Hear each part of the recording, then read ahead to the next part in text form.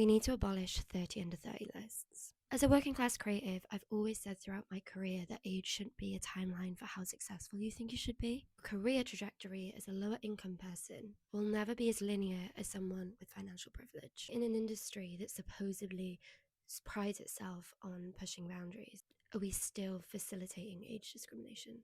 Let's talk about it. If you're new here, my name is Tori, and this is Mind the Gap, where I talk about dismantling inequity in the creative industry. So this week, Drapers Online released their annual 30 under 30 list. Firstly, not a bash on them in particular, I can't say I've ever read their website. Also, this isn't a personal dig for any of the creatives who are listed on it. Congrats, whatever. The issue I have with these lists is that they further perpetuate unrealistic expectations about what people should be accomplishing and by when. We're led to believe that young people who reach remarkable success possess some extraordinary capability. However, the reality is the majority of us won't reach our accomplishments or dream goals until much later in life. A grueling process rather than linear.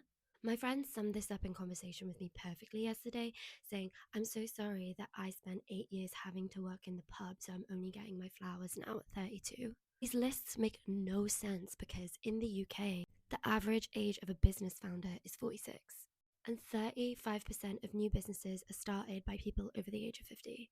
These lists are basically saying if you've not figured out your path, broke through, quote unquote, made it, by the time you reach 30, you've aged out and you may as well give up. Throughout the past 10 years of running Bricks magazine, I've lost count how many creatives have come to me in their mid or late 20s, concerned that they haven't found success yet, and then managed to convince themselves that they don't have the skill set or they're not talented enough. And they quit because they feel like they've aged out. The truth is, if you're financially strapped and working multiple jobs to make ends meet, it's going to take a lot longer to achieve your goals than, say, for instance, if you were bankrolled by the bank of mum and dad and you had loads of time to work on your creative practice on the side. For transparency, I was on days 100 when I was like 27, 28. I know it's not an age-based list, but I can't particularly say that it progressed my career in any shape or form.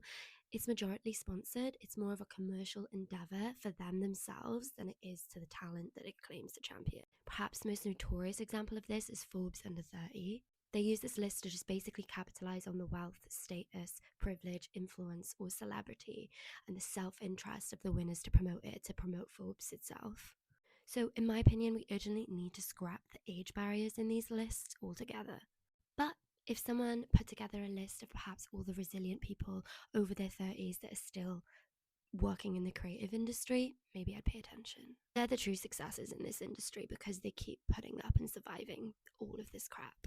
Anyway, but what are your thoughts? Love you. Bye.